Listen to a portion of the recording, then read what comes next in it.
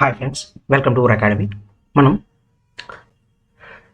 Previous year questions ఏవైతే ఉన్నాయో వాటిని చెప్పుకుంటామండి. ఈరోజు ఆర్ఆర్బి ఎన్టీపీసీ 16th మార్చ్లో జరిగిన సెకండ్ షిఫ్ట్ చెప్పుకుంటున్నాం అన్నమాట. అందులో 40 వరకు చెప్పుకున్నాం. ఈరోజు 41st క్వశ్చన్ నుంచి స్టార్ట్ చేద్దాం. చూడండి, which nutrient is primarily responsible for building and repairing tissues in the human body. Human బాడీలో న్యూట్రియంట్ రెస్పాన్సిబుల్గా ఉంటుంది, అంటే చాలా అవసరం ఉంటుంది. దేనికి సంబంధించి న్యూట్రియంట్ అవసరం ఉంటుందంట? బిల్డింగ్ అండ్ రిపేరింగ్ టిష్యూస్ని రిపేర్ చేయడానికి, వాటిని అభివృద్ధి చేయడానికి ఒక న్యూట్రియంట్ రెస్పాన్సిబుల్ అవుతుంది. వాటి న్యూట్రియంట్ చాలా అవసరం. అయితే అది ఏ న్యూట్రియంట్ అని అడిగారు. ఆప్షన్స్ ఏమి ఇచ్చారు? విటమిన్స్, కార్బోహైడ్రేట్స్, ప్రోటీన్స్, ఫ్యాట్స్ కాదు, కార్బోహైడ్రేట్స్ కాదు, విటమిన్స్ కాదు. విటమిన్స్ మైక్రో న్యూట్రియంట్స్, బట్ టిష్యూస్ని బిల్డ్ చేయదు, రిపేర్ చేయదు. జస్ట్ ఎనర్జీ, ఇన్స్టెంట్ ఎనర్జీ ఇలాంటివి ఇవ్వడానికి వీటిల్లో ఉపయోగపడుతుంది కొంచెం విటమిన్స్. బట్ ప్రోటీన్స్ అనేవి టిష్యూస్ని బిల్డ్ చేయడానికి, రిపేర్ చేయడానికి యూజ్ అవుతుంది. టిష్యూస్ని బిల్డ్ చేయడానికి యూజ్ అయ్యేది ఏంటి అంటే ప్రోటీన్స్. ఓకేనా, ఇది answer. Next 42nd question. A is to B, B is to C అని చెప్పి ఇలా ఇచ్చారండి.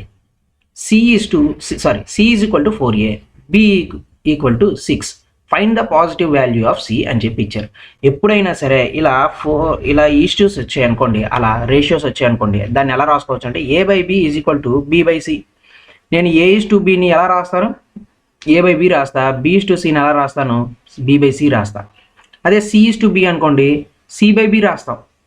ఇప్పుడు ఈ సింబల్ నేను ఈక్వల్ టు అనుకుంటా. ఎప్పుడైనా సరే ఇలా వచ్చింది అని అంటే ఇలా రాసుకోవాలి మీరు. ఓకేనా, ఇప్పుడు వాడు ఏం అడిగాడు? C is equal to 4A అన్నాడు. C వాల్యూ ఎంత? 4A. నేను ఇక్కడ C వాల్యూ ఎంత వేసాను? 4A అన్నాను. B వాల్యూ ఎంత? 6. B వాల్యూ ఎంత? 6. ఇక్కడ ఎంత? 6. అంటే ఏమవుతుంది? A/6 is equal to 6/4A. ఇప్పుడు ఏమవుతుంది? 4A² is equal to 36. అంతేనా? 4 9s are 36. A equal to 3 అంతే కదా. A² 9 అన్నప్పుడు A² 9 అవుతుంది, A ఈక్వల్ టు 3 అవుతుంది. వాడు ఏమడిగాడు? C వాల్యూ అడిగాడు. C ఈజ్ ఈక్వల్ టు ఎంత? 4A. A వాల్యూ ఎంత? 3 కాబట్టి C ఈజ్ ఈక్వల్ టు ఎంత? 12. ఇది కాదు ఇది ఆన్సర్ D. ఓకేనా. Next 43rd question. Which of the following island groups in India is known to have active volcano on barren ఐలాండ్లో active volcano ఉంది. అయితే ఆ యాక్టివ్ వాల్కనో ఎక్కడ ఉంది, ఏ ఐలాండ్ గ్రూప్స్లో ఉంది, అది ఇండియాలో ఉండే ఐలాండ్ గ్రూప్స్ గురించి అడిగాడు. ఏమి ఇచ్చాడు ఆప్షన్స్? అండమాన్ నికోబార్స్, లక్షద్వీప్స్, మినికాయ్, రామేశ్వరం ఐలాండ్స్లో లేవు, మినికాయ్ ఐలాండ్స్లో లేవు, లక్షద్వీప్లో లేవు. ఎక్కడ ఉన్నాయండి?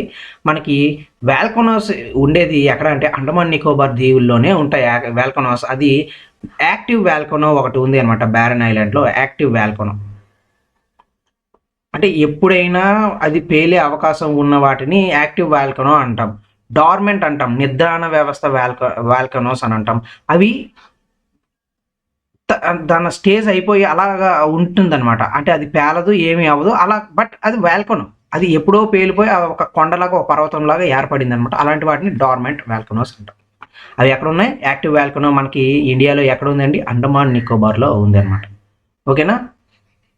ఇంకోటి ఉంటుంది ఏంటంటే డార్మెంట్ కదండి. ఈ డార్మెంట్ అంటే నిద్రాణ వ్యవస్థలో ఉండే వాల్కనో ఉంటుంది. అది ఎక్కడ ఉంటుంది అని అంటే నార్కొండమ్ ఐలాండ్లో ఉంటుంది. ఈ అండమాన్ నికోబార్లోనే నార్కొండమ్ ఐలాండ్స్లో ఉంటుంది. అది డార్మెంట్. యాక్టివ్ అయితే బ్యారన్ ఐలాండ్లో ఉంటుంది. అది బ్యారన్ ఐలాండ్ ఇవన్నీ ఎక్కడ ఉన్నాయి? అండమాన్ నికోబార్లో ఉంది.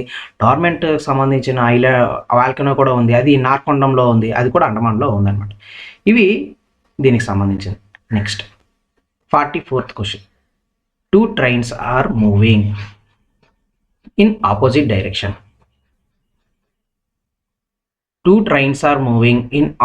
direction. At speed of 110 km per hour and 120 km per hour. Opposite directions lo anta 110 km per hour, 120 km per hour. The length of one train is 450. The time taken by them to cross each other is 12 seconds. అని చెప్పి ఇచ్చారు. The length of the other train is అని చెప్పి ఇచ్చారండి. అయితే మనం ఇక్కడ ఏం చూడాలి, ఫస్ట్ ఇది ఒక ట్రైన్ ఒకటి వస్తుంది, ఇది 110 కిలోమీటర్స్, ఇటువైపు ఇంకో ట్రైన్ వస్తుంది, ఇది 120 కిలోమీటర్స్. ఇటువైపు 110, ఇటువైపు 120 ఆపోజిట్ డైరెక్షన్స్లో ఉన్నాయి. ఇప్పుడు ఆపోజిట్ డైరెక్షన్స్లో ఉన్నప్పుడు రిలేటివ్ స్పీడ్ని యూజ్ చేయాలి. ఆ రిలేటివ్ స్పీడ్ని ఎలా చేస్తాం, ఈ ట్రైన్ యొక్క స్పీడ్ ఈ ట్రైన్ యొక్క స్పీడ్ ఎడిషన్ చేసామనుకోండి, రిలేటివ్ స్పీడ్ వస్తుంది. అంటే అంత 230, అంతేనా? 230. వాడు ఏమడిగాడు మళ్ళీ ఇంకా మనకి 230, ఇది ఎంతలో ఉంది, kilometer per hour. Kilometer per hour అని అంటే దేంట్లోకి మార్చుకోవాలి, మీటర్ పర్ సెకండ్స్లోకి మార్చుకోవాలి. ఎందుకంటే మీటర్ పర్ అవర్లోకి ఉంది కాబట్టి. లెంత్ ఎందులో అడిగాడు, మీటర్లో అడిగాడు. 5/18 వేసామనుకోండి కిలోమీటర్ పర్ అవర్ది, 5/18 వేస్తే మనకి మీటర్ పర్ సెకండ్లో వస్తుంది. ఇప్పుడు ఇదేంటిది, రిలేటివ్ స్పీడ్, ఆపోజిట్ డైరెక్షన్స్లో ఉన్న ట్రైన్స్ యొక్క రిలేటివ్ స్పీడ్. ఇప్పుడు మనకి ఫార్ములా ఏంటి, distance is equal to speed into time, అంతే కదా.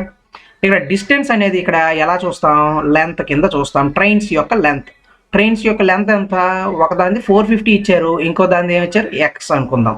ఇంకో దాన్ని తెలియదు కాబట్టి అదే కనుక్కోమన్నారు కాబట్టి ఎక్స్ అని అనుకుందాం. 450 ప్లస్ ఎక్స్. స్పీడ్ అంతా ఇక్కడ రిలేటివ్ స్పీడ్ చూసుకోవాలి. రిలేటివ్ స్పీడ్ ఎంత మనకి 230 ఇంటూ 5/18 రిలేటివ్ స్పీడ్. టైం ఎంత 12 సెకండ్స్ ఇచ్చారు, అంటే 12 సెకండ్స్. సరిపోయిందా? ఇది ఇప్పుడు చూసుకోవాలి. ఇప్పుడు 6 2s ఆర్ 6 3s ఆర్, అంతేనా? 6 2s ఆర్ 6 3s ఆర్ 3 3 500 100 2300 అయ్యిందండి. ఇక్కడ చూస్తాను, ఇక్కడ రాస్తాను. 2300 అయ్యింది by 3 is equal to 450 plus X, అంతేనా? ఇప్పుడు దీన్ని ఎలా రాయొచ్చు, 2300 is equal to buy 3 minus 450 is equal to X, అంతేనా? ఇది ఇటు వెళ్ళింది అనుకోండి, 5 1s ఆర్ 5 12 30 135. అంటే 2300లో నుంచి 1350 బై 3 చేస్తే ఈ ఆప్షన్ అనేది వస్తుంది. ఎంత వస్తుంది, 3550 2 2 2 3 19 వస్తుంది అనమాట. 1950 by 3 is equal to X, అంతేనా? 19 కాదు, 950 బై 3, అంతే కదా. 2300 వచ్చింది. 3 3s ఆర్ 9, 3 1s ఆర్ 1 2 3 2 2 20 అవుతుంది. 3 6s ఆర్ 18 2 20 6 7 అలా, అంటే 316.67 వస్తుంది అండి. అలాగా ఎంత అండి ఆన్సర్, 316.67. ఎంత వచ్చింది ఆన్సర్ ఏ అన్నాడు. ఇదండి ఆన్సర్. ఓకేనా? ఇది ఇలా చేసుకోవాలి. ఓకేనా? సరే, నెక్స్ట్ క్వశ్చన్లోకి వెళ్దాం.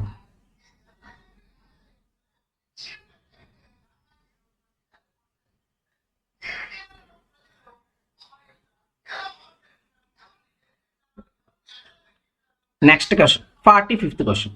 Reema, Juhi, when each is working alone can complete a piece of work in 12 days and 36 days. Ruhi 12 daysలో చేస్తుంది, జూహీ 36 daysలో చేస్తుంది. ఈచ్ ఆ వర్క్ ఆన్ ఆల్టర్నేటివ్ డేస్, అంటే రూహీ అనేది ఒక వర్క్ని 12 daysలో చేస్తే జూహీ 36 daysలో చేస్తుంది అనమాట అదే వర్క్ని. Each work on alternative days with Reema and Juhi starting to work on day 1 and day 2. అంటే రీనా ఫస్ట్ చేస్తుందని డే 1 డే 2 జూహీ చేస్తుంది respectively. Okay, how many days it will take to complete the work, ఎన్ని డేస్ ఈ వర్క్ కంప్లీట్ అవ్వడానికి పడుతుంది అని చెప్పి అడిగారు. ఇప్పుడు చూడండి, ఇప్పుడు ఎంత ఇది 36, దీని ఎల్సిఎం 1 అండ్ 12 3s 36. ఓకే, ఇప్పుడు 3 1 డేలో ఇటు 3 వర్క్ చేస్తాడు, ఇటు 1 వర్క్ చేస్తాడు. ఇది నేనేం చేశాను, ఇది ఎఫిషియన్సీ, ఇది డేస్, ఇది వాళ్ళ వర్క్, టోటల్ వర్క్. ఓకేనా? దీన్ని బేస్ చేసుకోండి. ఇప్పుడు 36 కదా. ఇప్పుడు ఫస్ట్ డే ఎవరు చేశారు, రూహీ చేశాడు. సెకండ్ డే ఎవరు చేశారు, జూహీ చేసింది. అంటే 2 daysకి ఎంత చేస్తున్నట్టు వీళ్ళు, 4 చేస్తున్నట్టు, 4 వర్క్ చేస్తున్నట్టు, అంతేనా? 2 daysకి 4 వర్క్ చేస్తే 36 వర్క్ ఎన్ని డేస్లో చేస్తారండి, 36 work 36 into 2 by 4 4 9s or 9 2s or 18. 18 డేస్లో చేస్తారనమాట. 36 ఈ టోటల్ వర్క్ని వీళ్ళిద్దరు కలిసి ఆల్టర్నేటివ్ డేస్లో 18 డేస్లో చేస్తారు. ఎన్ని డేస్లో? 18 డేస్. ఇక్కడ ఆన్సర్ ఏముంది? ఇది ఆన్సర్. ఓకేనా? ఇది దానికి సంబంధించింది. నెక్స్ట్ క్వశ్చన్లోకి వెళ్దాం.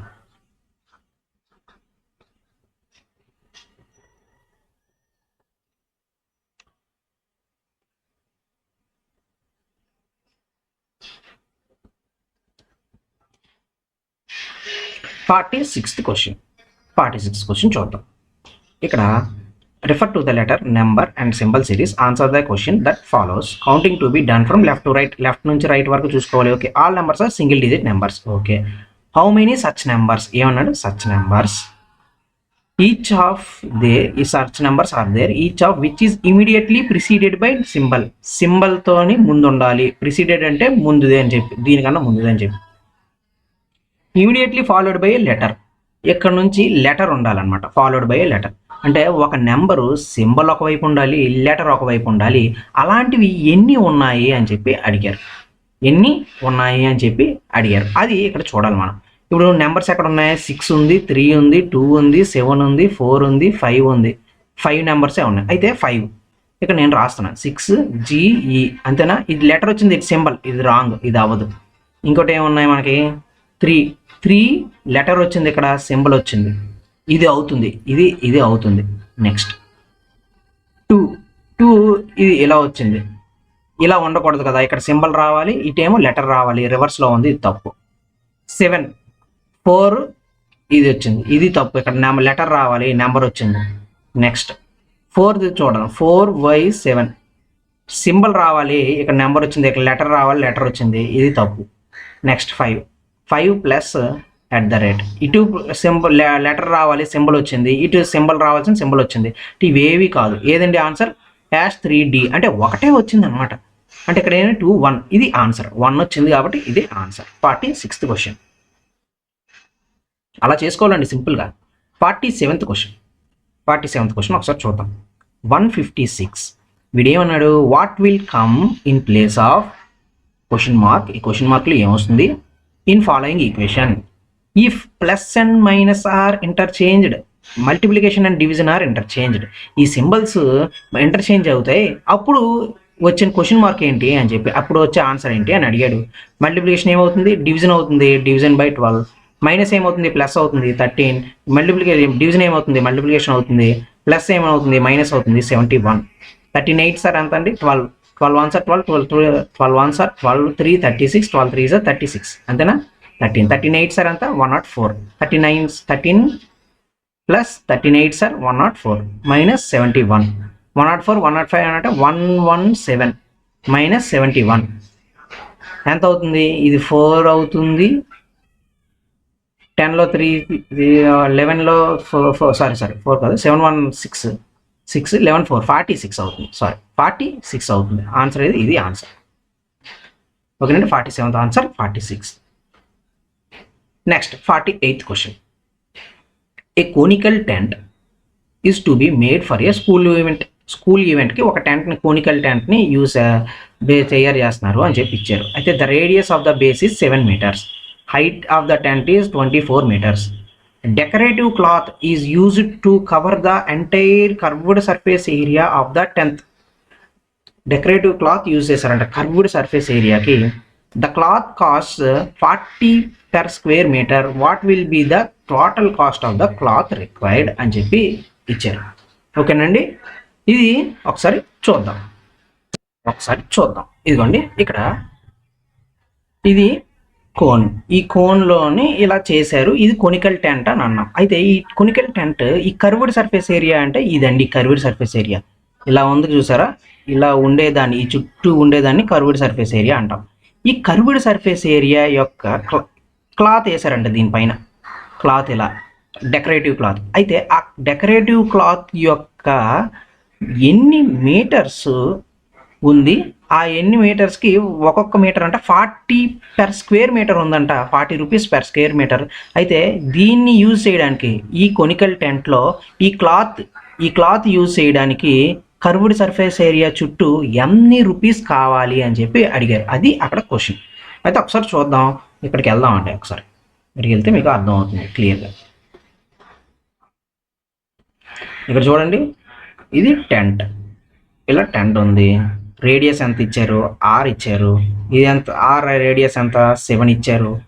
ఇది హైట్ ఎంత? 24 మీటర్స్ ఇచ్చారు హైట్. కానీ ఇది L, slant height L. Curved surface area of cone ఏంటండి? Curved surface cone pi R L. But L value మనకి తెలీదు, కానీ ఎల్ వాల్యూలోనే అడిగాడు వాడు. ఎల్ వాల్యూ ఎలా కనుక్కుంటాం? ఇది ఎలా ఉంటుంది?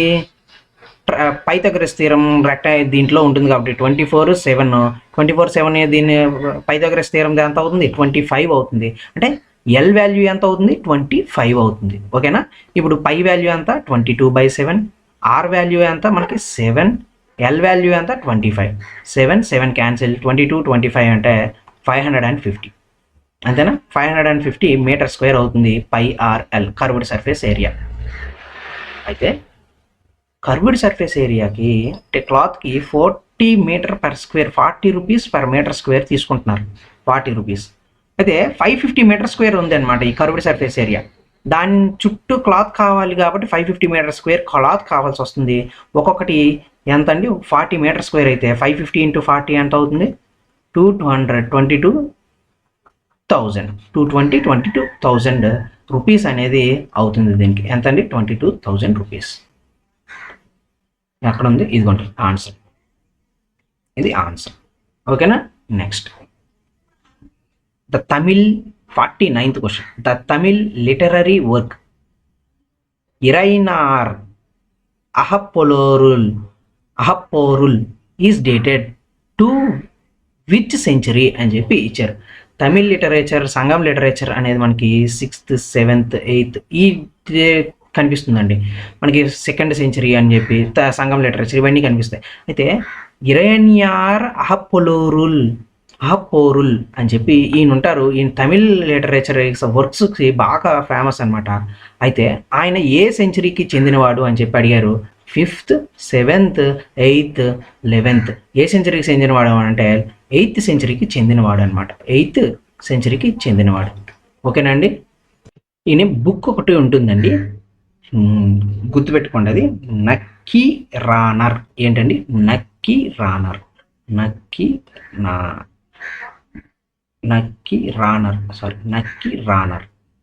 ఇది బుక్ అనమాట. ఇది బుక్. ఓకే. ఇరైనార్ అహపోరుల్ ఇది శివ భక్తుడు అండి, శివ భక్తుడు. సో ఇరైనార్ అహపోరుల్ అని చెప్పి ఈయన అనమాట శివభక్తుడు. తమిళ్ లిటరేచర్ వర్క్స్లో బాగా ఫేమస్. ఆయన బుక్ ఏంటంటే నక్కీ రానర్. 8th సెంచరీకి ఈయన రిలేటెడ్, 8th సెంచరీకి. ఓకేనండి? నెక్స్ట్ 50th క్వశ్చన్ చూద్దాం. 50th question. Line AB is parallel to CD. A transversal line PQ intersects AB at M, CD at N. PMB 5x degrees, BMN 3x plus 2y degrees, DNQ x plus 3y degrees. Find the value of BMN అని ఇచ్చారు. First of all మనకి a line a parallel to CD అనేది ఎలా ఉంటుంది ఏంటి అనేది ఒకసారి చూపిస్తాం. ఎలా ప్యారలల్గా రాసుకోవాలి ఏంటి అని చెప్పి. లైన్స్ అండ్ యాంగిల్స్లో నుంచి ఎప్పుడు మనకు ఒక క్వశ్చన్ ఉంటుంది, గుర్తుపెట్టుకోండి. ఇది AB is parallel to CD. ఎలా అయినా అవ్వచ్చు, దూరం అవ్వచ్చు, చిన్నది అవ్వచ్చు. ఇది AB is parallel to CD. ఓకేనా? నెక్స్ట్ ఏమి ఇచ్చారు ఇక్కడ? ఏ ట్రాన్స్ఫర్ లైన్ పీక్యూ అంటే ఇంటర్సెక్ట్స్ ఏబి అట్ ఎం. ఏబిని పీక్యూ అనే ట్రాన్స్ఫర్స్ లైన్. ఇది ట్రాన్స్ఫర్స్ లైన్.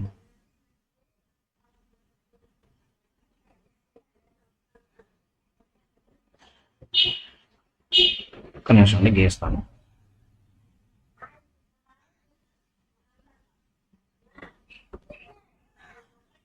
పీక్యూ అనేది ట్రాన్స్వర్సల్ లైన్. ఈ transversal line AB at M, CD at N. ఏబిని ఎం దగ్గర, సిడిని ఎన్ దగ్గర కట్ చేస్తుందంటే ఈ ట్రాన్స్వర్సల్ లైన్. ఓకేనా? అయితే పిఎంబి ఏమిచ్చారు? పిఎంబి అంటే పిఎంబి ఇదంతా ఇచ్చారు మనకి ఇక్కడ 5x degrees, 5x ఇచ్చారు, 5x degrees. నెక్స్ట్ బిఎంఎన్, బిఎంఎన్ ఈ వాల్యూ ఇచ్చారు, ఈ value 3x + 2y, 3x + 2y. Next DNQ, DNQ Q ఎంత? x + 3y, x + 3y ఇలా ఇచ్చారు కదా. దీన్ని బేస్ చేసుకొని మనకి ఏం అడిగారు లాస్ట్లో? బిఎంఎన్ అడిగారు. బిఎంఎన్ అంటే ఈ వాల్యూ ఎంత అడిగారు అంటే 3x + 2y వాల్యూ ఎంత అని అడిగారు. ఓకేనా? ఇప్పుడు మనం చూద్దాం. ఓకే, బిఎంఎన్ అంతే కదా, బిఎంఎన్ ఇది అడిగారు. ఇప్పుడు చూద్దాం. ఇప్పుడు చూడండి, ఎప్పుడు కూడా ఏవైనా రెండు ప్యారలల్ లైన్స్ ఉన్నప్పుడు, ఏవైనా ఇక్కడ చూడండి, ఏవైనా రెండు ప్యారలల్ లైన్స్ ఉన్నప్పుడు దానికి ఒక ట్రాన్స్వర్సల్ లైన్ ఉంది అనుకోండి. ఇది ట్రాన్స్వర్సల్ లైన్, ఇది ఇక్కడ ఏబి సిడి, ఇది పిక్యూ అనుకోండి. ఎప్పుడైనా ఇలా ఉంది ఒక ట్రాన్స్వర్సల్ లైన్, నేను నార్మల్గా గీసాను. ఎప్పుడు కూడా ఈ వాల్యూ ఎంత ఉందో, ఈ వాల్యూ ఎంత ఉందో, ఈ వాల్యూ ఎంత ఉంటుంది. ఇది 1 అనుకుంటే ఇది 2 అనుకున్నారు అనుకోండి, 1 = 2 అవుతుంది.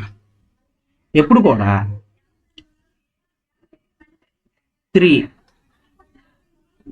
1 + 3 = 180 degrees అవుతుంది ఎప్పుడు కూడా, ఈ 1 + 3.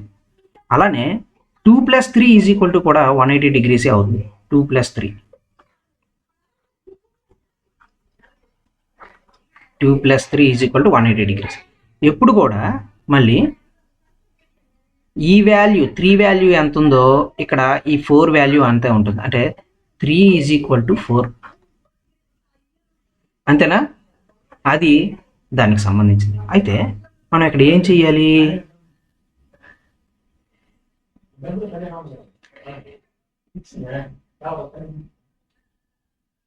ఇది ఈక్వల్ టు ఇది కదా.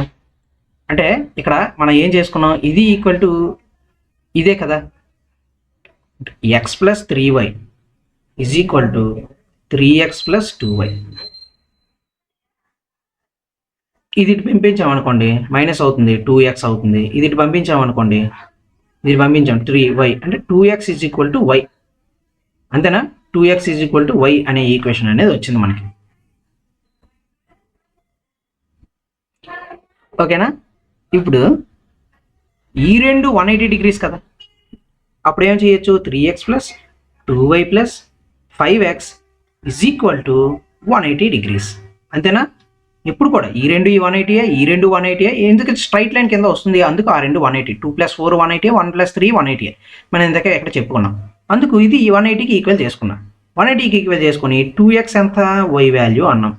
నేను y = 2x అన్నాం కాబట్టి 3x + 2 × y = 2x value + 5x = 180 degrees. 3, 4, 4, 9, 9x = 180 degrees. అంతేనా? x = 20 degrees. x వాల్యూ ఎంత? 20. x వాల్యూ 20 అన్నప్పుడు y వాల్యూ ఎంత అవుతుంది? 40 degrees అవుతుంది. x వాల్యూ 20 అన్నప్పుడు y వాల్యూ 40. y వాల్యూ 40 ఎలా అవుతుంది? 2x = y కదా. మరి y వాల్యూ ఎంత అవుతుంది? 40 కదా. సరిపోయింది కదా. ఇప్పుడు 3x + 2y అని అడిగారు. ఇప్పుడు ఈ వాల్యూ కట్టాలి, 3x + 2y value, 3x + 2y, 3 × 20 + 2 × 40, 3 20 60, 4 2 80, 140. Answer ఎంత? 140. ఆన్సర్ ఎంత అండి? T105. బిఎంఎన్, బిఎంఎన్.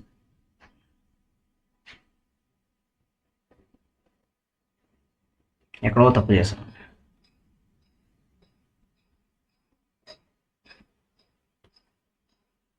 4 7 7 12, సారీ 12x = 180 అండి.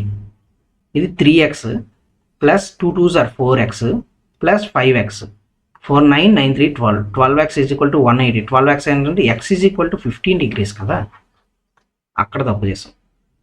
ఎంత x is equal to 15, y is equal to 30, y is equal to 30, x is equal to 15. 15 3s are 45 plus 32s are 60, 105 degrees. ఎంత 105 degrees. ఇదే answer. ఓకేనా, ఇక్కడ తప్పు చేసాం, క్యాలిక్యులేషన్లో తప్పు చేసాం. ఓకేనా, ఇది ఆన్సర్. ఎంత అంటే 105 డిగ్రీస్ బిఎన్ఎం. ఇది దీనికి సంబంధించింది. ఓకేనండి. Next question 51. Which ions help chlorophyll to observe light? లైట్ని అబ్జర్వ్ చేయడానికి క్లోరోఫిల్లోని ఏ అయాన్స్ బాగా యూజ్ అవుతాయి అని చెప్పి అడిగారు. మనకి క్లోరోఫిల్లో ఉండేది మెగ్నీషియం ఉంటుంది. ఆ అయానే మనకి సన్లైట్ని అబ్జర్వ్ చేసుకోవడంలో ఉపయోగపడుతుంది. కాల్షియం ఉండదు, సోడియం ఉండదు, కార్బన్ ఉండదు, ఏంటంటే మెగ్నీషియం ఉంటుంది. ఇది ఇంపార్టెంట్. క్లోరోఫిల్లో ఉండేదే మెగ్నీషియం. అందుకు మెగ్నీషియం ఉంది కాబట్టి మనకి లైట్ని అబ్జర్వ్ చేసే అయాన్గా మారుతుంది. ఆ అబ్జర్వ్ చేసే లైట్ కూడా క్లోరోఫిల్ అబ్జర్వ్ చేసే చేస్తుంది, లైట్ని అబ్జర్వ్ చేస్తుంది. దాని ద్వారా మనకి ఏమో జరుగుతుంది, ఫోటోసింథసిస్ జరుగుతుంది. దాంట్లో కీలక పాత్ర వహించేది కూడా మెగ్నీషియమే, ఎంజీ. ఓకేనా, నెక్స్ట్ క్వశ్చన్లోకి వెళ్దాం.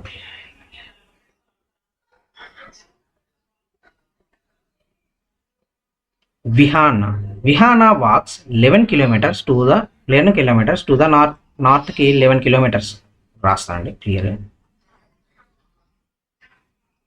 11 kilometers టు ద నార్త్, అంతేనా, ఈ పాయింట్ నుంచి. ఓకే, అండ్ ఈ left turns and walks 7 kilometers. ఇటు రైట్ టర్న్ అవుతుంది, ఇటు లెఫ్ట్ టర్న్ అవుతుంది, ఇటు లెఫ్ట్ ఇటు రైట్, నార్త్ నుంచి వెళ్ళినప్పుడు. ఇప్పుడు లెఫ్ట్ టర్న్ అవుతున్నప్పుడు walk 7 kilometers, left 7 kilometers, left 7 kilometers. ఓకేనా. She turns left again. ఇప్పుడు ఇటు వెళ్ళి వెస్ట్లోకి వెళ్తుంది కదా, ఇప్పుడు రైట్ ఇది అవుతుంది, లెఫ్ట్ ఇది అవుతుంది. వాడు ఏమన్నాడు, లెఫ్ట్ అగైన్ అన్నాడు, left again and walks 11 kilometers, అంటే సమానంగా 11 kilometers పెట్టుకుంటాం. షీ టర్న్స్ రైట్, ఇప్పుడు సౌత్లో ఉంది కదా, సౌత్లో ఉంది కాబట్టి ఇటు రైట్ అవుతుంది, సారీ ఇటువైపు లెఫ్ట్ అవుతుంది, ఇటువైపు రైట్ అవుతుంది అనమాట. సౌత్లో ఉంది కాబట్టి వాడి facing. She turns right and walk 2 kilometers, right వైపు వెళ్ళి 2 kilometers నడిచాడంట, 2 kilometers. ఓకేనా, ఇది 2 kilometers. Okay, to reach the point ఆర్కి వచ్చాడు. ఓకేనా, అయితే how far, in which direction is point R? Point R ఏ డైరెక్షన్లో ఉంది, which direction from starting point ఇక్కడ కాబట్టి ఈ స్టార్టింగ్ పాయింట్ నుంచి ఆర్ ఎంత దూరంలో ఉంది, ఏ డైరెక్షన్లో ఉంది అని అడిగారు. ఇప్పుడు ఎంత దూరం అండి, ఇక్కడ నుంచి ఇక్కడికి 7 kilometers వస్తుంది, ఇక్కడ నుంచి ఇక్కడికి ప్లస్ 2 kilometers, అంటే మొత్తం 9 kilometers వస్తుంది. ఈ పాయింట్ నుంచి ఈస్టా వెస్టా, ఇది ఇటు అయితే ఈస్ట్ కదా, ఇటు అయితే వెస్ట్, అంటే వెస్ట్ సైడ్ ఉన్నట్టు అనమాట. అంటే 9 kilometers టు ద వెస్ట్. అది ఆన్సర్. ఎంత ఉంది, ఇది ఇక్కడ ఉందండి ఆన్సర్. ఇక్కడ వేరు కూడా ఇచ్చాడు, 9, 11, 8, 10. ఇక్కడ 9 వచ్చింది కాబట్టి ఈజీగా మీరు 9 పెట్టేయచ్చు, వెస్టా ఈస్టా అని చూడక్కర్లేదు, అది కూడా చూసుకోవచ్చు. ఓకేనా, నెక్స్ట్ 53rd క్వశ్చన్.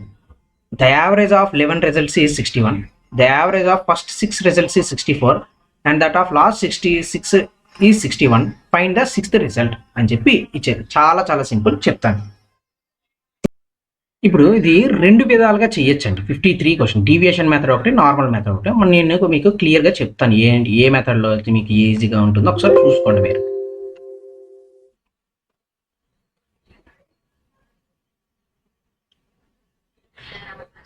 ఇక్కడ ఏ ఇచ్చారు మనకి,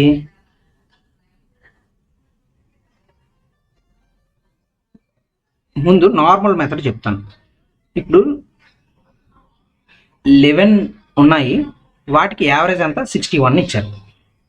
ఒక 11 ఇచ్చారు, ఫస్ట్ 11 నెంబర్స్ ఇచ్చారు, బట్ యావరేజ్ అంతా 61. అంటే ఎలా రాసుకోవచ్చు, 61 × 11 కింద రాసుకోవచ్చు. అది 671 అవుతుంది, అంతేనా? అంతే కదా. 11ని ఎలా చేస్తాం, 11 మల్టిప్లికేషన్ 670 67 అంటే 61 అంటే 1 రాస్తాం, 617, లాస్ట్ ఏముందో 671, అలా కదా మనం రాసేది, అందుకే ఈజీగా రాస్తాం. నెక్స్ట్ 6 నెంబర్స్ది ఒకటి 64 ఇచ్చారు, ఇంకో 6 నెంబర్స్ది లాస్ట్ ఫస్ట్ 6 నెంబర్స్ 64, లాస్ట్ 6 నెంబర్స్ది 61 ఇచ్చారు.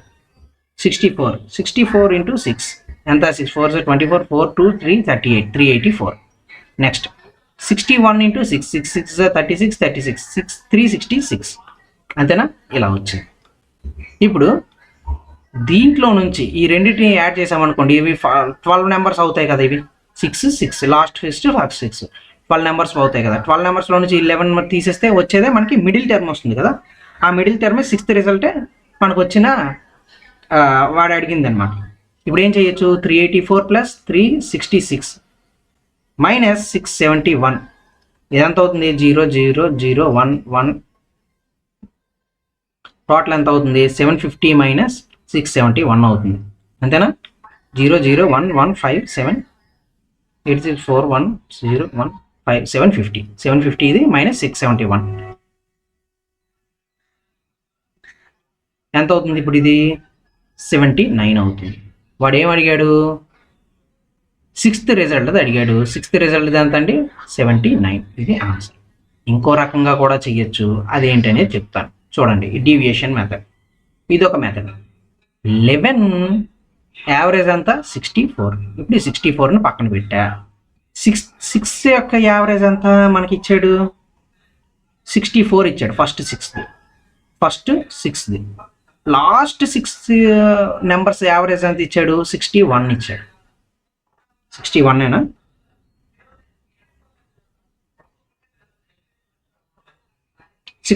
ఇచ్చాడు.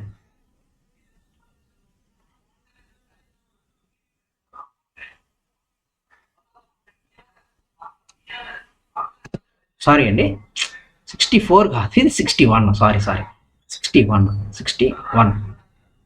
టోటల్ 11ది యావరేజ్ అంతా 61, అంతే కదా. ఇక్కడ ఇచ్చారు 11 రిజల్ట్స్ యావరేజ్ 61, ఫస్ట్ 6 64, లాస్ట్ 6 61 కదా. లాస్ట్ 6 to 61, ఇది 64. ఈ రెండింటికి మధ్యన ఎంత ఉందండి గ్యాప్? 3 ఉంది. +3 ఎందుకు వేసాను? ఈ టోటల్ యావరేజ్ కన్నా ఇది ఎక్కువ ఉందా తక్కువ ఉందా చూసుకోవాలి. ఇది తక్కువ ఉంటే మైనస్లో పెడతాం, ఎక్కువ ఉంటే ప్లస్లో పెడతాం, ఓకేనా. సెకండ్, ఈ టోటల్ యావరేజ్ సెకండ్ దాంతో చూసామనుకోండి ఎంత వస్తుంది? 0 వస్తుంది.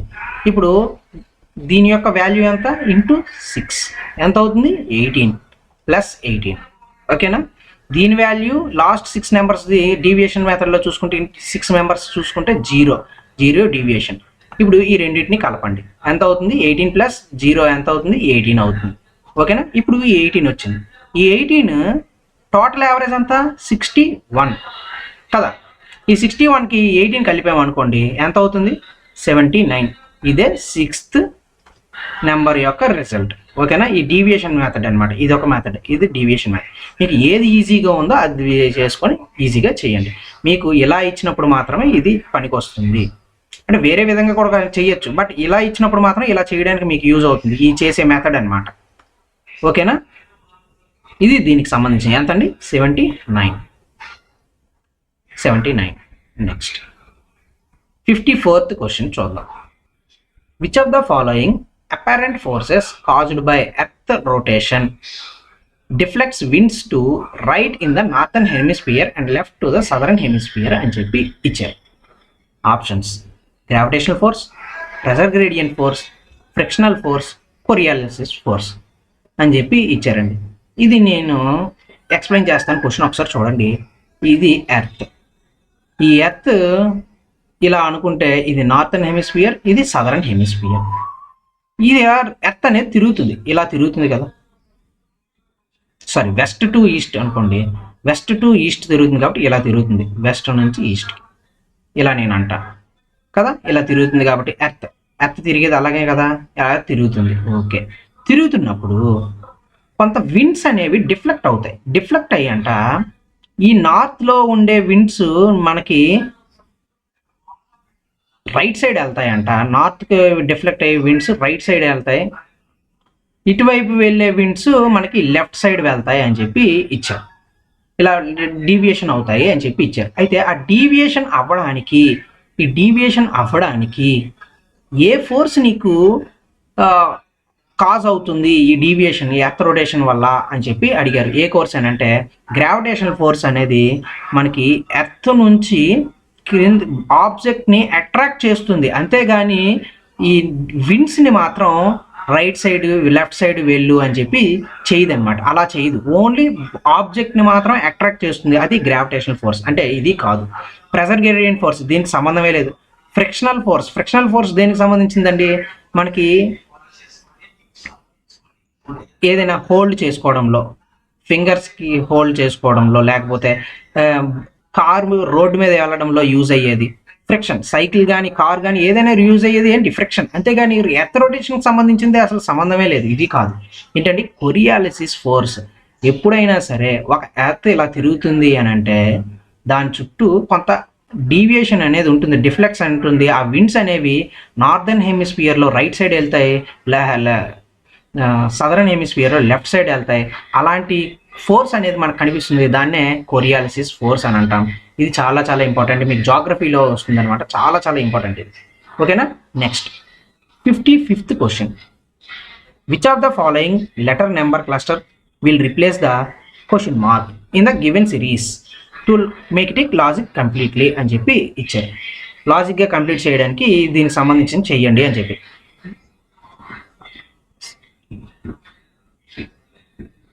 ఓకే, ఇప్పుడు చూడండి. JMO 50, MPR 61, PSQ 72, SVX 83 అని ఇచ్చారు. ఇప్పుడు నేను ఫస్ట్ నెంబర్ చూస్తా. 50, 61 అంటే 11, 72 అంటే ఇక్కడ కూడా 11, 83 అంటే 11, 83 11 కలిపితే ఎంత? 94. అంటే ఇది అవ్వదు, ఇది అవ్వదు, ఇది అవుతుంది, ఇది అవుతుంది. ఓకేనా? ఇప్పుడు చూడండి, జే నుంచి నేను ఇలా చూస్తా. జే నుంచి ఎంకి వెళ్ళింది, ఎం నుంచి పీకి వెళ్ళింది, పి నుంచి ఎస్కి వెళ్ళింది అనుకున్నా. ఇప్పుడు జే నుంచి జేపీక్యూఆర్ ఐజేకే ఎల్ఎం. జే నుంచి +3 అయితే ఎం వచ్చింది, +3 MNOP క్యూ. ఇక్కడ P2 +2 వచ్చింది. అంటే ఎస్కి కూడా US PQRST UV అంటే వి వస్తుంది అనమాట. ఇక్కడ వి ఉంది ఫస్ట్ లెటర్, ఇక్కడ వి ఉంది. ఓకేనా? నెక్స్ట్ లెటర్ చూద్దాం. MPSV అని చెప్పి ఇచ్చారు. SV, ఎస్ నుంచి వి వెళ్ళింది, పి నుంచి ఎస్ వెళ్ళింది, ఎస్ నుంచి వికి వెళ్ళింది, వి నుంచి WXY. ఏమవుతుందండి? వై అవుతుంది అనమాట. ఎందుకు? ఇప్పుడు చూడండి, ఎం అనేది ఎక్కడికి వెళ్ళింది? +3 కలిపితే ఏమొచ్చింది? పి వచ్చింది. పికి +3 కలిపితే ఏమొచ్చింది? ఎస్ వచ్చింది. ఎస్కి +3 కలిపితే ఏమొచ్చింది? వి వచ్చింది. వికి +3 కలిపితే ఏమొస్తుందండి? వై వస్తుంది. ఇక్కడ ఆన్సర్ ఏంటి? జెడ్ కాదు కాబట్టి ఆన్సర్ ఏంటి? వై. సి అదే ఆన్సర్. ఈజీగా వచ్చింది కదా, సింపుల్గా. మనం ఈజీగా అలా చూసుకోవాలన్నమాట, ఎలా ఏంటి అని చెప్పి. ఓకేనా? ఆ ఆన్సర్ అది. 56th question. What is the mode of the data? Mode అడిగారు. మోడ్ అంటే చాలా మంది నెంబర్స్ ఎక్కడ ఎక్కువగా ఉన్నాయి. ఇప్పుడు 1 2 2 2 3 3 3 3 3 3 3 4 4 4 4 5 5 6 6 7 9 9 9 9 9 9 9 9 9 ఇలా ఉందనుకోండి. మోడ్ ఏంటి చెప్తారు? ఎక్కువ నెంబర్స్ ఏదైతే ఉందో దాన్నే రిపీటెడ్గా వచ్చేవి ఏవైతే ఉన్నాయో దాన్నే మోడ్ అంటాం కదా. కానీ ఇక్కడ గ్రూప్ డేటా ఇచ్చారు. ఈ గ్రూప్ డేటా బేస్ చేసుకొని మోడ్ని కనుక్కోమన్నాడు. ఇప్పుడు చూడాలన్నమాట. ఇక్కడ age of the years, number of the patients, వీటిని బేస్ చేసుకొని మనం చూడాలి. అది ఏంటనేది ఒకసారి పక్క దాంట్లోకి వెళ్ళి చూద్దాం. ఒకసారి చూద్దామండి, ఇందులోకి వెళ్దాం. ఇక్కడ ఏమి ఇచ్చారు? మోడ్ కనుక్కోమని చెప్పారు కదా. మోడ్ కనుక్కోవడానికి ఒక ఫార్ములా ఉంది. గ్రూప్డ్ డేటా అయితే L + F1 - F0 / 2F1 - F0 - F2 into height. అంటే అక్కడ లిమిట్ ఎంత ఉందో కదా, అంటే మధ్యన డిఫరెన్స్ ఉంటుంది కదండి డేటాలో. 18 90 90 90 to 100 ఇలా అని చెప్పి ఇచ్చారు కదా. అది దాన్ని ఇక్కడ పెట్టుకుంటాం, అంటే దాన్ని హెచ్ అని అంటాం. ఓకేనా? F1 ఏంటి, F0 ఏంటి అనేది ఒకసారి చెప్తాను, గుర్తుపెట్టుకోండి.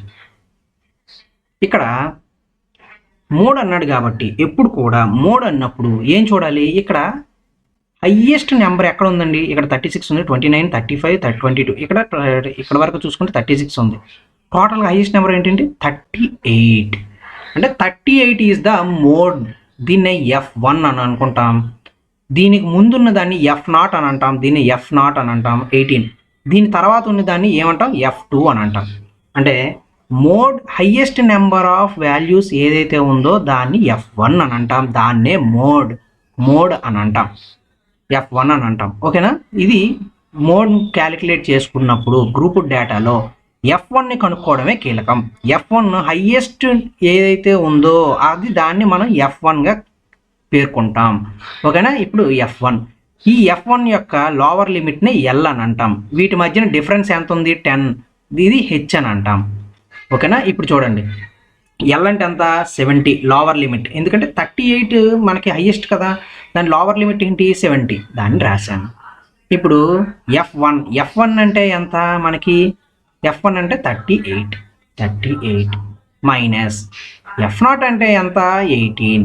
ఎంతండి? 18 బై 2 ఇంటూ F1 అంటే 38 మైనస్ F0 అంటే 18 మైనస్ F2 అంటే ఎంత? 26 మైనస్ 26 ఇంటూ ఇదేంటిది? డిఫరెన్స్. వాటి మధ్య డిఫరెన్స్ ఎంత? 10. 82 90, 92 80 ఇలా ఉంది కదా, 10. ఇప్పుడు చూడండి, దీన్ని క్యాలిక్యులేట్ చేయండి. ఇప్పుడు ఎంత వచ్చింది? 70 ప్లస్ 20 బై 2 36, 76 మైనస్ 44 ఇంటూ 10 అంతే కదా, 28 18 ఎంత?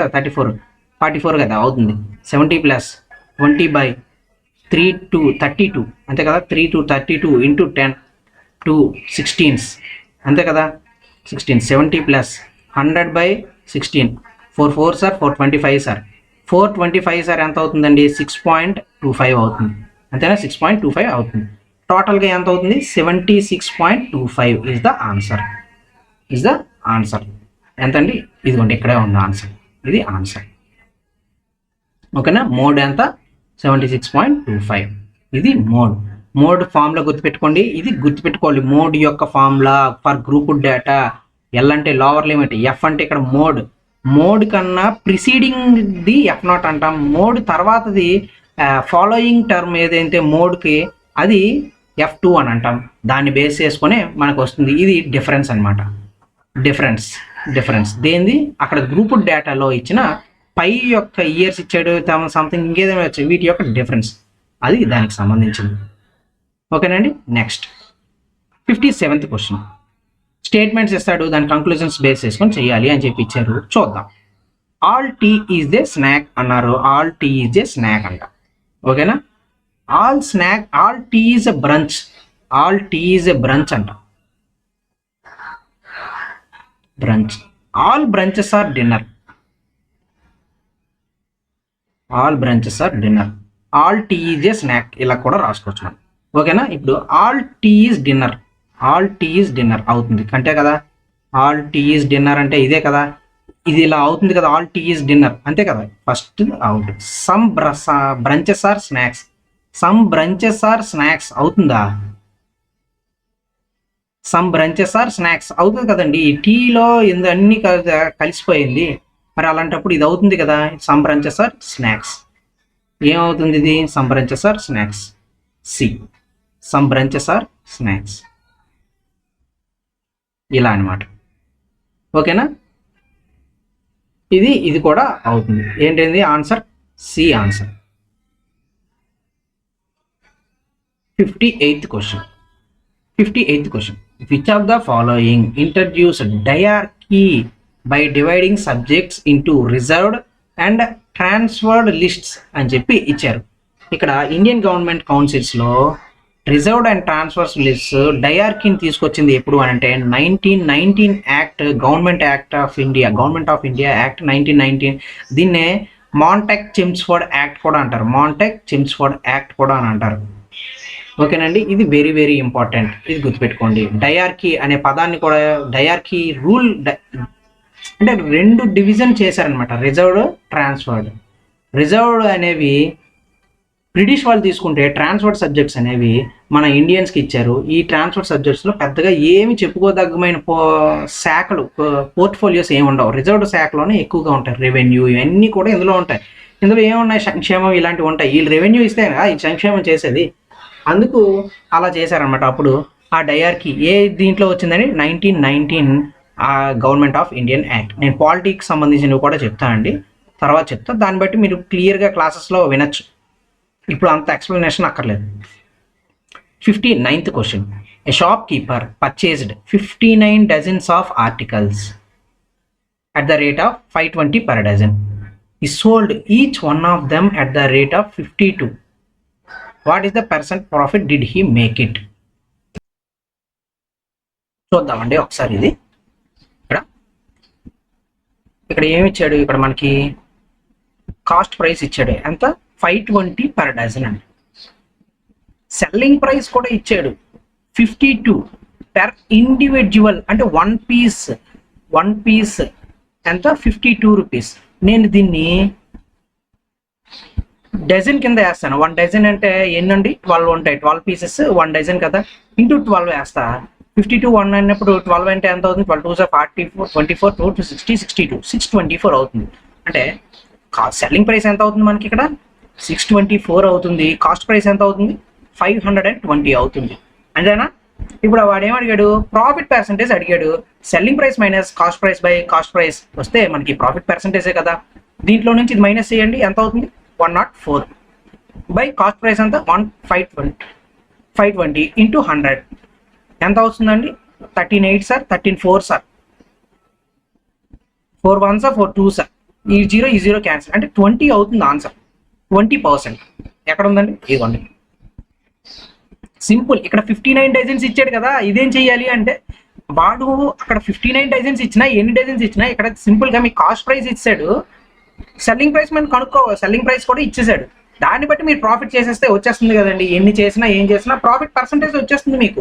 అక్కడ ఎన్ని ఆర్టికల్స్ అనేది ముఖ్యం కాదు. వీడు ఇక్కడ మీకు కన్ఫ్యూజ్ చేయడానికి, లాంగ్ గా చేయడానికి ఇచ్చాడనమాట. ఇంకో కొంతమంది దీన్ని ఎలా చేస్తారు అంటే, 52 పెర్ డజన్ కదా, 520 బై 12 వేసి చేస్తారు. చాలా చాలా లాంగ్ ప్రాసెస్ అవుతుంది, ఇది తెగదు, ముడిపడదు.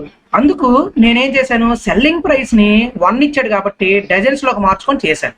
మీరు కూడా ఏది ఈజీ ప్రాసెస్ ఉందో ఏది అనేది చేయగా మీకు తెలుస్తుందండి. అక్కడ కూడా మీకు తెలియాలి అని అంటే ప్రాక్టీసే, ఏదైనా ప్రాక్టీస్. చూడండి ఇక్కడ నేను ఏం చేశాను, సింపుల్ గా తెగుతుందా లేదా, ఒకవేళ తెగితే ఈజీగా చేసేస్తాను నేను. ఇది 10 ఇచ్చాడు అనుకోండి, 10 పీసెస్ 520 అన్నాడు అనుకోండి, ఎంత అవుతుంది, 52 అవుతుంది. ఈచ్ సెల్లింగ్ ప్రైస్ కూడా 52 అవుతుంది. అప్పుడు ఏంటి, నో ప్రాఫిట్ నో లాస్ వస్తుంది కదా, అలా అనమాట. ఒకవేళ అది క్యాలిక్యులేషన్ అవుతుందా అవ్వదా అనేది చూసుకొని కూడా మనం చెయ్యాలి అనమాట ఈజీగా. అది 59th క్వశ్చన్. చూసుకోండి, అలాంటివి కూడా మనకి ఇవ్వచ్చు questions. Next 60th question. 60th question ఏమి ఇచ్చాడు, ఈ క్వశ్చన్స్ ఇచ్చాడు. 60th question.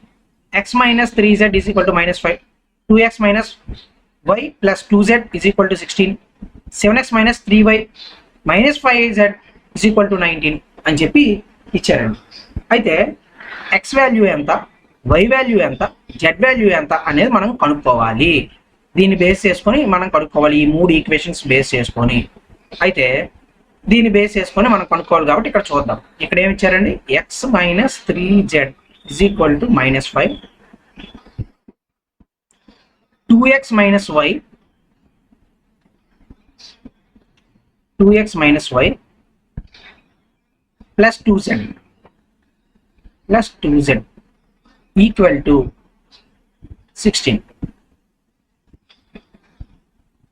7x minus 3y minus 5z, 7x minus 3y minus 5z is equal to 19.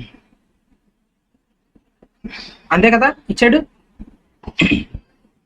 దీన్ని బేస్ చేసుకొని మనం చెయ్యాలి, ఈ ఈక్వేషన్స్ బేస్ చేసుకొని. ఓకేనా, చేద్దాం.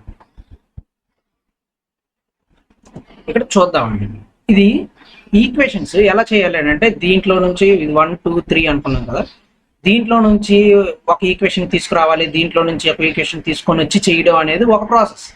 అలా చేసామనుకోండి చాలా చాలా లెందీ వస్తుంది, మీకు చాలా చాలా టైం పడుతుంది.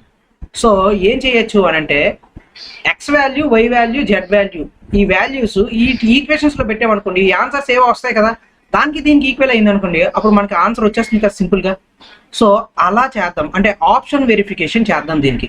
ఎందుకంటే ఈక్వేషన్స్ చేసామనుకోండి చాలా చాలా లెందీ అండి, చాలా అంటే చాలా లెందీ, అసలు చాలా అంటే చాలా కష్టం. సో మనం చూద్దాం. ఎక్స్ మైనస్ ఇక్కడ ఏంటిది X minus 3z is equal to -5 అంతేనా -5. ఎక్స్ వాల్యూ ఎంత ఏ ఆప్షన్ చూద్దాం. ఎక్స్ వాల్యూ ఎంత 4 మైనస్ 3, జెడ్ వాల్యూ ఎంత -3, Z value -3, X value 4 minus of -3 Z value into 3 3s are 9 plus 9 13 అవుతుంది. అంటే ఏ ఎక్స్ వాల్యూ మనకి ఇక్కడ -5 రావాలి, ఎక్స్ -3 ఇది రావట్లేదు కాబట్టి తప్పు. Next 4 minus 4 3 4 X value z value 3 కదా, X value 4 -3 into Z value అంటే 3 ఈజ్ ఈక్వల్ టు -5 అంతేనా. 4 minus 9 is equal to -5 -5 is equal to -5 అంటే సేమ్ ఆప్షన్స్ అనేది ఇదే వచ్చింది. మోస్ట్లీ ఇదే అవ్వచ్చు, ఆన్సర్ ఏమవచ్చు బి అవ్వచ్చు most of the times mostly. Next -4 -3 -4 2 3 4 -4 -3 అవ్వదండి. 9 మైనస్ 4 అవుతుంది 5 అవుతుంది, ఇక్కడ కారణం వచ్చిందంతా -5 అవుతుంది. ఇది చూడండి X is equal to -4 Z is equal to -3. ఈ ఆప్షన్ చూద్దాం, సి ఆప్షన్. ఎక్స్ వాల్యూ అంతా -4 -3 ఇంటూ -3 ఈజ్ ఈక్వల్ టు -5. ఇదంతా 3 3s are 9 minus into minus plus 9 minus 4 ఎంత అవుతుంది 5 అవుతుంది. ఇక్కడ మైనస్ వచ్చింది -5 వచ్చింది అంటే ఇది ఈక్వలెంట్ కాదు, సి ఆప్షన్ అనేది కాదు. నెక్స్ట్ 4 -2 ఇచ్చారు. -4 -3 into -2 last option is equal to -5. -4 minus into minus plus 6 ఇదంతా అవుతుంది 2 అవుతుంది. ఇక్కడ -5 వచ్చింది, ఇది కూడా ఈక్వల్ కాదు కాబట్టి లాస్ట్ ఆప్షన్ కూడా కాదు. అంటే ఏ ఆప్షన్ అండి బి ఆప్షన్. ఇలా ఆప్షన్ వెరిఫికేషన్కి వెళ్ళాలి కొన్ని. ఇది ఇందులో ఒకటి.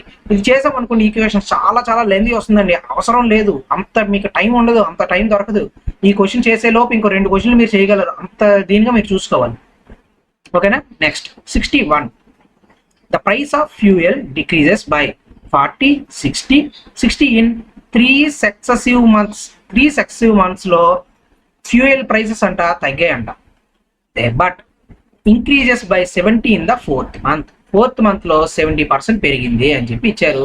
What is the percentage increase or decrease in price of the fuel in the 4th month as compare to its original price. అంటే ఒరిజినల్ ప్రైస్ తో పోల్చుకుంటే 4th month లో ఇంక్రీజ్ అయిన ప్రైస్ ఒరిజినల్ ప్రైస్ తో పోల్చుకుంటే ఇంక్రీజ్ అయ్యిందా decrease అయ్యిందా అని చెప్పి అడిగారు. ఓకేనండి. అంటే ఇక్కడ ఏం అడుగుతున్నారు, ఇప్పుడు 100 అనుకోండి, 100 రూపీస్ అనుకోండి పెట్రోల్ ప్రైస్ నార్మల్గా నేను చెప్తున్నా. 40 అని అంటే 60 అవుతుంది. ఈ 60లో 40% అంటే 24 అవుతుంది. ఈ 24లో 40% డిక్రీజ్ 60% అంటే 40 అని అంటే 6 1 3 8 96 అవుతుంది అనమాట. 96 అవుతుంది. ఓకేనా. అంటే 100 రూపీస్ది మనకి ఎంతగా అవుతుంది 24 60 4 40 అంటే 60 అవుతుంది. 60ది ఈ 60లోనే ఇంకా తగ్గింది, ఇలా 96 ఎంత అవుతుంది అనుకోండి. అంటే 4 రూపీస్ తగ్గింది. ఈ 96 దగ్గర ఇంకెక్కడో ఇంక్రీజ్ అయ్యింది అనుకోండి, ఆ ఇంక్రీజ్ అయిన వాల్యూ ఈ తర్వాత ఈ 96 ఇంక్రీజ్ అయ్యింది, ఆ ఇంక్రీజ్ ఎంత 100కి అయ్యింది అనుకోండి, లేకపోతే 120కి అయ్యింది అనుకోండి. ఈ వాల్యూ ఈ ఒరిజినల్ వాల్యూ 100, ఈ ఇంక్రీజ్ అయిన వాల్యూ 120, ఈ రెండింటికి మధ్యన ఎంత కంపేర్ చేస్తే ఎంత తగ్గిందా లేకపోతే పెరిగిందా అనేది అడిగారు అనమాట ఇక్కడ క్వశ్చన్. ఓకేనా. అది అక్కడ క్వశ్చన్. దాన్ని చేద్దాం, మీకు క్లియర్గా అర్థమయ్యేటట్టు చేస్తాం. ఓకేనండి.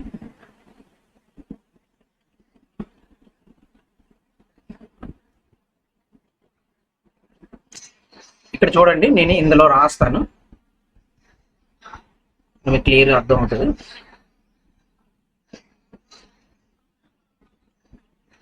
ఇక్కడ రాద్దాం.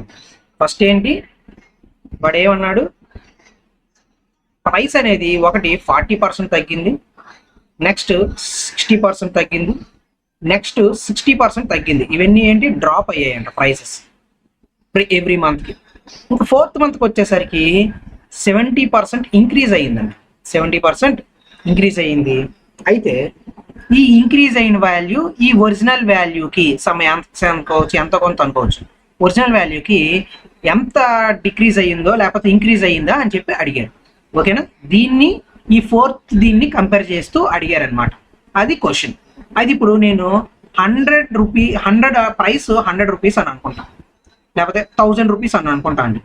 1000 రూపీస్ కదా, 40% డిక్రీజ్ అయ్యింది అని అంటే ఎంత అవుతున్నట్టు? 1000 ఇంటూ 1 మైనస్ 40 అని అంటే 40/100 కింద రాసుకోవచ్చు కదా దాన్ని. ఎంత అవుతుంది? 0.6 ఏంటంటే 60. 100,000 ఇంటూ 1 మైనస్ 0.4 0.6 అవుతుందండి. 0.6 అంటే 600 అవుతుంది ప్రైస్, అంతేనా? 600 అవుతుంది కదా.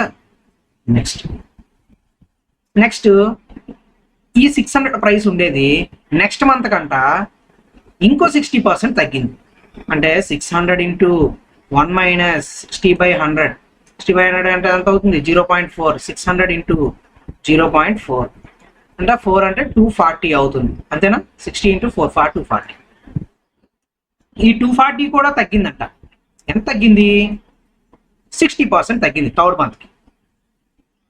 60/100 is equal to 3 4 0.4 240 into 0.4 10 10 4 96 అయ్యింది. అంటే 96 థర్డ్ మంత్కి అయ్యింది. ఈ 96 అంట ఇంక్రీజ్ అయ్యింది. ఎంత ఇంక్రీజ్ అయ్యింది? మనకి ఎంత ఇంక్రీజ్ అయ్యిందండి? 70% ఇంక్రీజ్ అయ్యింది. ఎంత? 70%.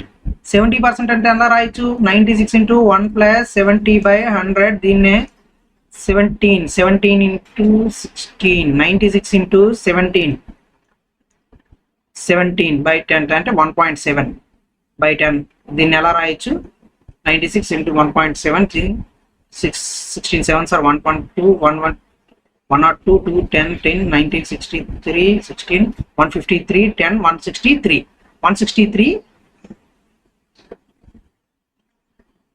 163 అండి, అంతేనా? 17 170 70 10 10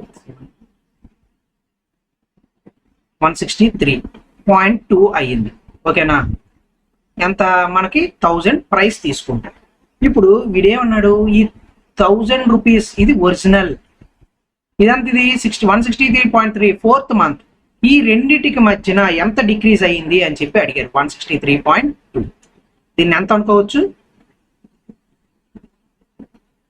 1000 163.2 8 9 3 6 9 6 6 6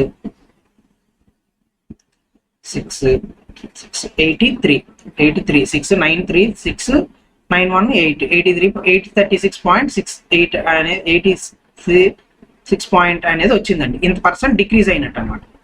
డిక్రీజ్ అయినట్టు ఒరిజినల్ వాల్యూతో పోల్చుకుంటే ఇంత. కానీ మనం ఇది 1000 తీసుకున్నాం, అదే 100 తీసుకుంటే బయటానికి వేసుకుంటాం కదా, అంటే 83.68% అనేది వస్తుంది అనమాట. 100 తీసుకుంటే, ఒకవేళ 100 తీసుకుంటే 1000 కాకుండా, నేను 1000 నాకు ఈ సింప్లిఫికేషన్ ఈజీ కోసం చేసుకున్నా. అంటే ఇంత రావాలండి, 83.68 రావాలి, అంత తగ్గి ఉండాలన్నమాట. డిక్రీజ్ ఆప్షన్ ఏమైనా ఉందా? ఇంక్రీజ్, ఇది కాదు. డిక్రీజ్ 83 రావాలి, 84 వచ్చింది, ఇది కాదు. ఇంక్రీజ్, ఇది కాదు. డిక్రీజ్, ఇది అంటే ఆన్సర్ ఏంటండి? ఒరిజినల్ ప్రైస్ తో పోల్చుకుంటే 83.68% డిక్రీజ్, అది ఆన్సర్. ఓకేనా? Next 62nd question. Very very simple అంటే చాలా simple. Average of first n natural 62 even natural numbers is అని చెప్పి అడిగారు. 62 + 1 ఎంత అవుతుందండి? 63.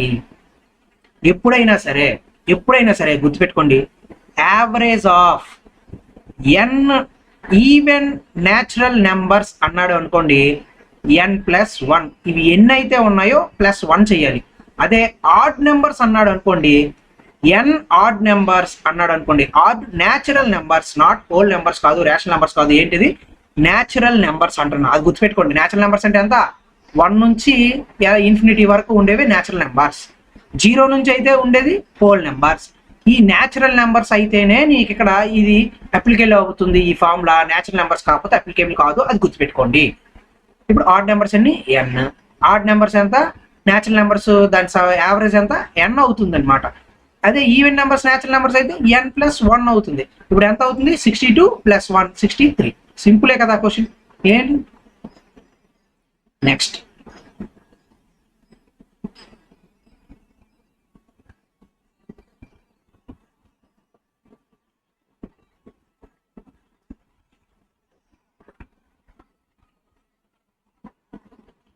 63rd క్వశ్చన్ అండి. చోళా ఎంపైర్, చోళుల గురించి. Tax free lands donated to Brahmins where they settled were known as అని చెప్పి ఇచ్చారు. ఇది వెరీ వెరీ ఇంపార్టెంట్. ఓకేనా? ఆప్షన్స్ ఏంటి?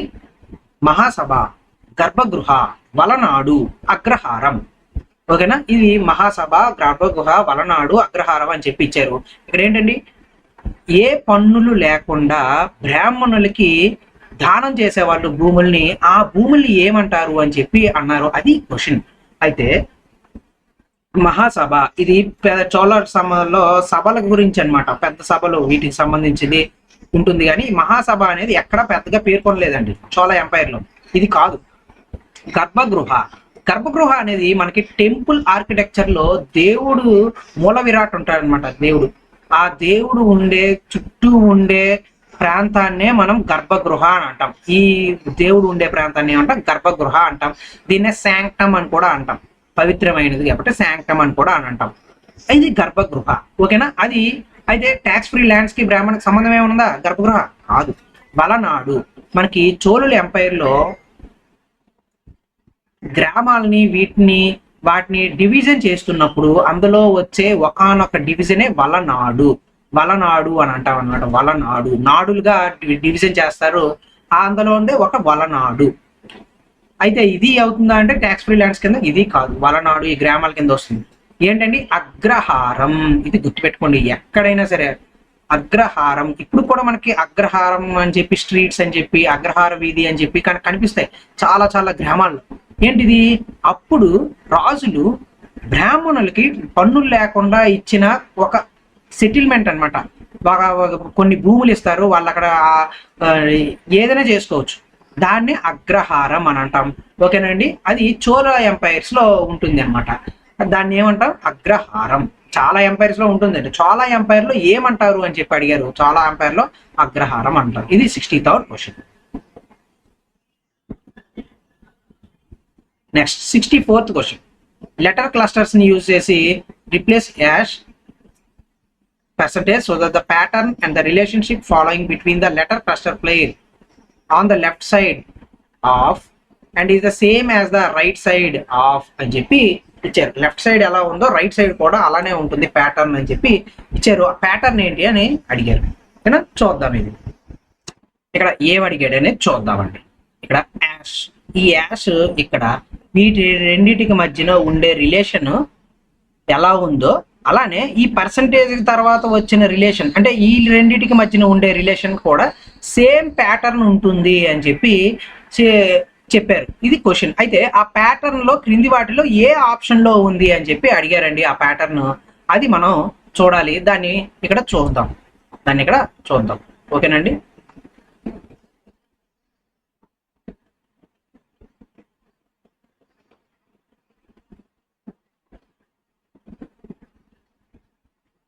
దాన్ని ఇక్కడ చూద్దాం.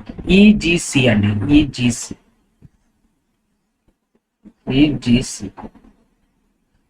నెక్స్ట్ క్యూఎస్ఓ.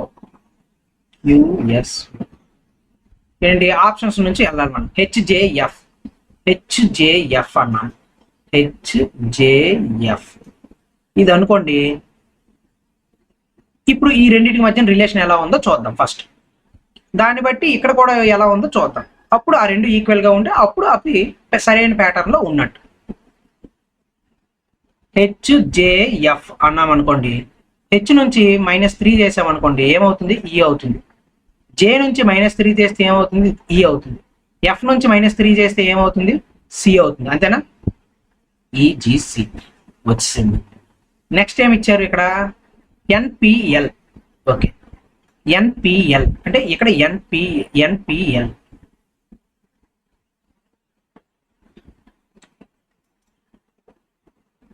అంతే కదా.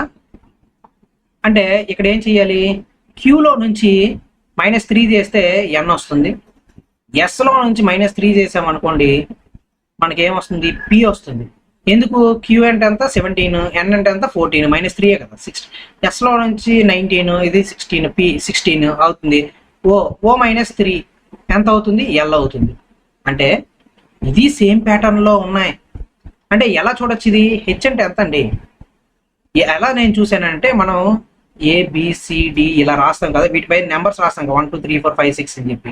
హెచ్ అంటే ఎంత 8, జే అంటే ఎంత 10, ఎఫ్ అంటే ఎంత 6, 8 - 3 5, 10 - 3 7, 6 - 3 3. సరిపోయిందా?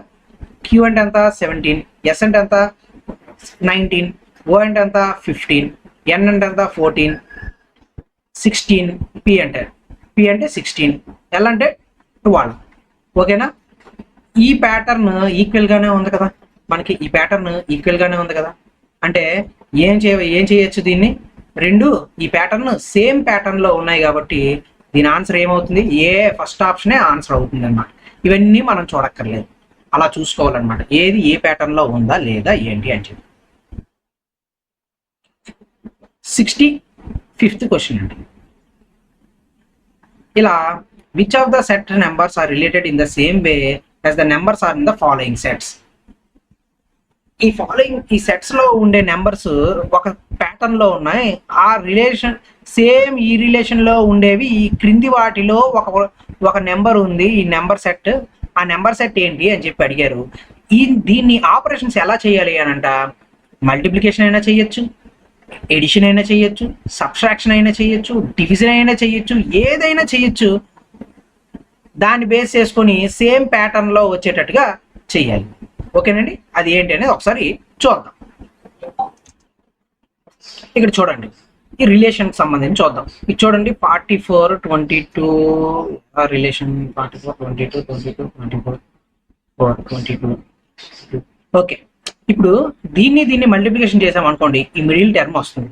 అంటే 44 × 22 ఎంత 9 8 8 8 8 8 8 88, ఇది ఒక 88 8 8 968 వస్తుంది. అంటే వచ్చిందా లేదా, అంటే ఈ రెండు మల్టిప్లికేషన్ ఇది అనమాట.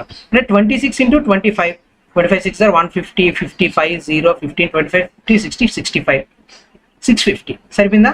ఇది కూడా సేమ్. ఇక్కడ చూడండి 34 × 5, ఇక్కడ 0 రావాలి, 5 × 4 ఇక్కడ 0 రాలేదు, అంటే ఇది తప్పు. 18 6 48 40 10 108, ఇది సరిపోయింది. ఇది ఆన్సర్ ఏంటి అవుతుంది, 8B. ఇక్కడ చూడండి 5 3 ఇక్కడ 5 రావాలి లాస్ట్ టర్మ్ కానీ రాలేదు. 9 3 27 7 రావాలి లాస్ట్ టర్మ్, ఇది రాలేదు, అంటే ఇది తప్పు. అలా చూసుకోండి, అంతేగాని మల్టిప్లికేషన్ చేస్తాను అని అనుకుంటే బోల్ టైం వేస్ట్ అండి. సో ఈజీగా మీకు అర్థమయ్యేలాగా మల్టిప్లికేషన్ చేస్తే ఈజీగా ఉందా లేదా లాజిక్ని చూసుకొని తర్వాత ఈజీగా ఉందా లేదా చూసుకోవాలి. లాజిక్ ఇక్కడ కూడా లాజిక్ అప్లై చేసుకోవాలి. ఓకే, ఆన్సర్ ఏదండి, బి అవుతుంది. Next 66th question. ఇది పెద్దగా అడగరులేండి, ఇప్పుడు 24 25 కూడా వచ్చేసాయి, సో ఇది పెద్దగా అడగరు. నెక్స్ట్ దానిలోకి వెళ్ళిపోదాం. 67. Which ratio is the largest among 5:12, 14:31, 8:33, 17:39? ఓకేనా, ఇలా రాయొచ్చు దీన్ని. 5/12, 14/31, 8/33, 17/39. ఎప్పుడైనా సరే లార్జెస్ట్ అమాంగ్ ది అని అన్నాడు అనుకోండి, ఇలా ఇచ్చి రేషియోస్ చూసుకోవాలి. వీటి మధ్య డిఫరెన్స్ ఎంత 7, వీటి మధ్య డిఫరెన్స్ ఎంత 17 ఏనా, 14 17 31. వీటి మధ్య డిఫరెన్స్ ఎంత 23.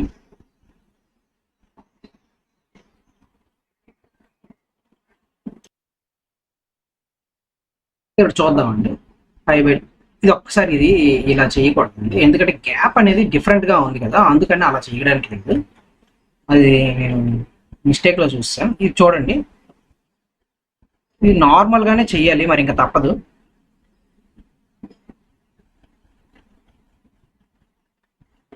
ఎలా చేస్తామంటే 5/12, 5/12 అంటే ఎంత అండి, 16 0.12 12 5 64 4 48 48 1 2 20 12 28 12 6 72 4 ఇంత వస్తుందండి. నెక్స్ట్ ఏంటంటే 14/31 ఇచ్చారు. 31 అంటే 14 31 41 4 0.4 4 4 35 31 × 5 4 0.45 వస్తుందండి, మరి అంత ఎక్కువ అక్కర్లేదు.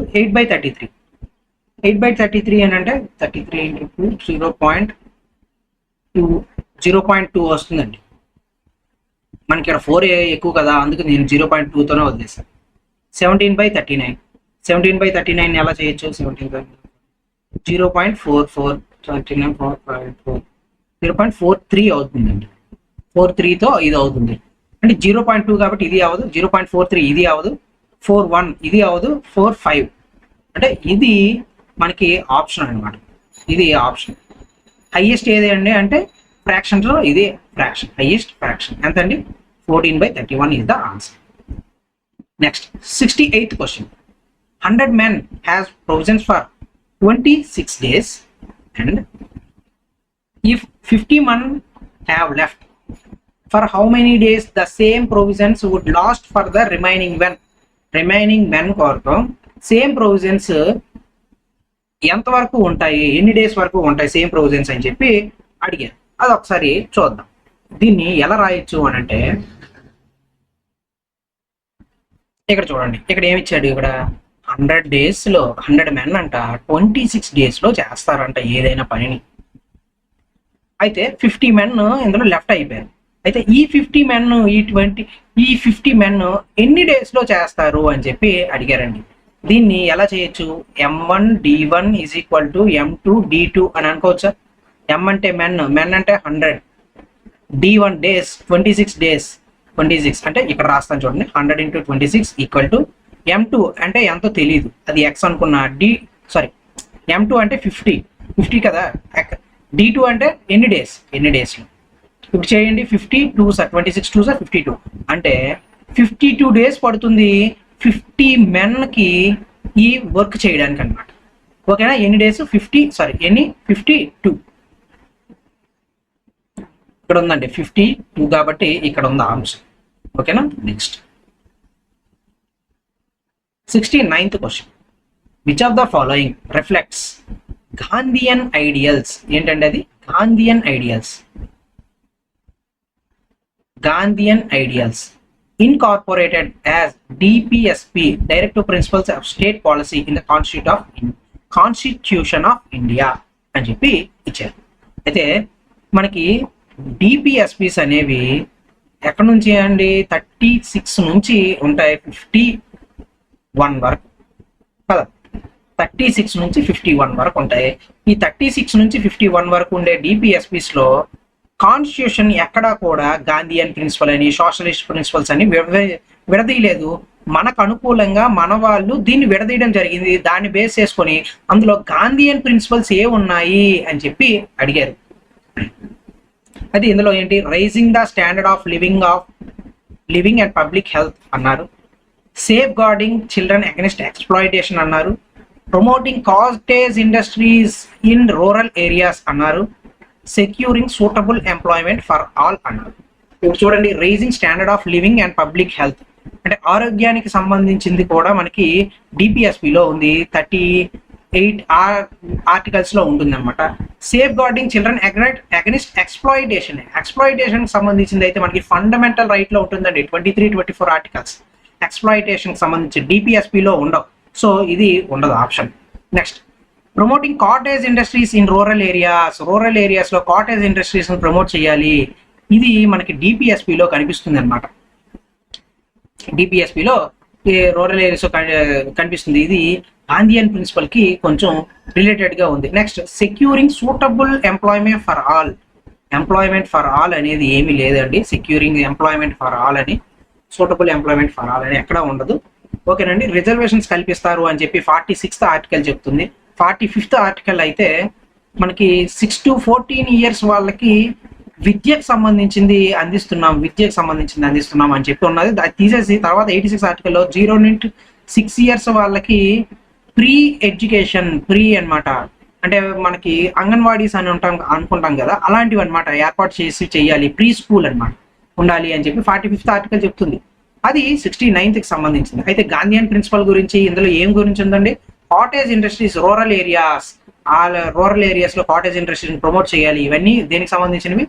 గాంధీయన్ ప్రిన్సిపల్లో సంబంధించింది ఆ కాటేజ్ ఇండస్ట్రీస్ని ప్రమోట్ చేయడం అనమాట. Next 70th, A dealer buys 2 articles X and Y for 800 each. He marks each of them at same price. Okay, marking price same అంట, X కి Y కి. He sells X by giving 2 discounts 45%, 73% and still earns 523 as a profit అన్నారు. అంటే s minus c is equal to 523 అంతేనా. ఇప్పుడు s is equal to 523 plus c అంటే ఎంత అవుతుంది 800 కదా, ఇది 800 అంటే 1323. X value of selling price ఎంత 1323. If he sells y as at a single discount of 89% single discount y ని అమ్మాడు అనుకోండి, what is the profit of percentage on y అని చెప్పి అడిగారు. అయితే ఒక్కసారి మనం ఇక్కడికి వెళ్దాం, వెళ్ళి ఏమనేది చూద్దాం, మీకు క్లియర్గా అర్థం అవుతుంది. ఏమన్నారండి ఇక్కడ ఎక్స్ వై కాస్ట్ ప్రైస్ అంతా 800 మార్కెట్ ప్రైస్ అంతా ఎక్స్కి వైకి సేమ్, దీన్ని నేను ఎక్స్ అని అనుకుంటా. ఓకేనా. నెక్స్ట్ ఎక్స్ ఏం చేశారు 45% తగ్గించాడు, ఇంకొకటి 73% తగ్గించాడు. ఇది తగ్గించడం వల్ల ఏమైందంట 523 ప్రాఫిట్ అనేది వచ్చిందంట. డిస్కౌంట్ ఇవ్వడం వల్ల ఎంత వచ్చింది డిస్కౌంట్ ఎవరిది ఎక్స్ 523 ప్రాఫిట్ వచ్చింది. అప్పుడు ఎస్ వాల్యూ ఎంత అవుతుంది s minus 800 is equal to 523 by cost price ఎంత 800 కదా. ఇప్పుడు ఎస్ ఈజ్ ఈక్వల్ టు 1323. సరిపోయిందా. ఎస్ వాల్యూ 1323 వచ్చినప్పుడు మార్క్ ప్రైస్ ఎలా కనుక్కుంటాం M into 1 minus 45/100 into 1 minus 73/100 is equal to S value ఎంత 1323 అంతేనా. ఎందుకు M into discount percentage is equal to S, ఇదే కదా మనకి ఫార్ములా, దాన్ని బేస్ చేసుకుని నేను ఇది రాశాను. ఓకేనా. ఎం ఇంటూ 45 అంటే అంత 55/100 73 అని అంటే 27/100 వాళ్ళు 1323 అండి. 1 11 22 22 1 9 3 3 2 6 3 3 6 6 3 9 కదా. 9 3s 27, సారీ 3 9s అనుకోండి, 3 9s 3 4s 12 1 2 3 4s 12 1. Okay 11 5s 22 21 11 5s 11 4s 55 అని అంటే 21 ఇంటూ 21 441 కదా. 3 3s 3 7s 3 3s 3 7s అంటే 49 అవుతుంది. 49 ఇంటూ 100 ఇంటూ 100/55. ఇదేంటిది ఎమ్ వాల్యూ, నేను అలానే ఉంచానండి, ఉంచుకోండి. ఎమ్ వాల్యూ అంతా 49 ఇంటూ 100 ఇంటూ 100/55 ఎమ్ వాల్యూ. ఇప్పుడు ఏమి చెప్పారు, ఇది ఎమ్ వాల్యూ వచ్చినప్పుడు వై వాల్యూ అడిగారు. వై వాల్యూ డిస్కౌంట్ ఎంత మనకి 89% డిస్కౌంట్ అంతేనా. ఎంత అండి 89% y value discount. Y discount ఎంత వై డిస్కౌంట్ ఆఫ్ వై ఎంత 89%. 89% అంటే ఎలా రాయొచ్చు 1 మైనస్ 89 అంటే 11%, 11/100 అంతే కదా. 49 ఇంటూ 100 ఇంటూ 100/55 ఇంటూ 11/100. ఈ 100 కలిపోయింది అంటే m value is equal to ఇది ఇంటూ ఇది selling price of y. Selling price of y కనుక్కోవడానికి కోసం 11 1s 11 5s 5 1s 520s అంటే ఎంత అయ్యిందండి 980 అవుతుంది selling price of Y. 980 selling price of Y అంతేనా. ఇదేంటిది డిస్కౌంట్ ఆఫ్ వై అండి. మార్కెట్ ప్రైస్ రెండింటికి ఈక్వల్ కాబట్టి నేను market price is equal to discount percent of వైయే కదా. ఇప్పుడు M is equal to discount percentage ఎంత 1 మైనస్ 89% అంటే 11/100 అవుతుంది కదా. 11/100 ఇంటూ మార్కెట్ ప్రైస్ ఎంత వచ్చింది ఇంత is equal to selling price of y అంతే కదా. సెల్లింగ్ ప్రైస్ ఆఫ్ వై 980 వచ్చింది. కాస్ట్ ప్రైస్ ఎంత 800. కాస్ట్ ప్రైస్ ఆఫ్ వై ఎంత 800. ఇప్పుడు దీని ప్రాఫిట్ కట్టమన్నాడు. ఇది ఎంత ఏదంతా 180/800 ఇంటూ 100. ఇది క్యాన్సిల్ 8 2s 16 30 సారీ 20 8 2s 16 4.5 22.5 వస్తుందండి ఆన్సర్. 22.5 ఆన్సర్ 22.5. సింపుల్ గా అయిపోయింది కదా. 22.5 వచ్చింది ఆన్సర్. ఓకేనా, ఇది ఆన్సర్. నేను క్యాలిక్యులేషన్స్ ఫాస్ట్గా చేస్తున్నానండి, మీరు చూసుకోవాలి. ఓకేనా, ఇక్కడ 4 వచ్చింది, 40 అని అంటే 5.5 కదా వచ్చేది మనకి. నేను ఈజీగా చేసేస్తున్నాను అంటే క్యాలిక్యులేషన్స్ ఫాస్ట్గా ఉండాలి. మీరు క్యాలిక్యులేషన్స్ రావాలి చేసుకోవాలి అని అనుకుంటే సింప్లిఫికేషన్స్ చేయండి, బాగా సింప్లిఫికేషన్స్ చేయాలి, బాగా చేయాలి. మీరు ఎడిషన్స్, మల్టిప్లికేషన్స్, డివిజన్ ఇవి చేశారనుకోండి, సింప్లిఫికేషన్స్ చాలా చాలా మీకు యూజ్ అవుతుందండి, చాలా యూజ్ అవుతుంది, చాలా ఈజీగా కూడా మీకు అయిపోతుంది అందుకు. ఓకేనా, ఆన్సర్ ఎంతండి? 22.5 ఇది ఆన్సర్. ఇవి దీనికి సంబంధించిన క్వశ్చన్స్ అండి. 70 వరకు చెప్పుకున్నాం, ఇంకా 30 ఉన్నాయి. ఆ 30 నెక్స్ట్ క్లాస్లో చెప్పుకుందామండి. Thank you very much.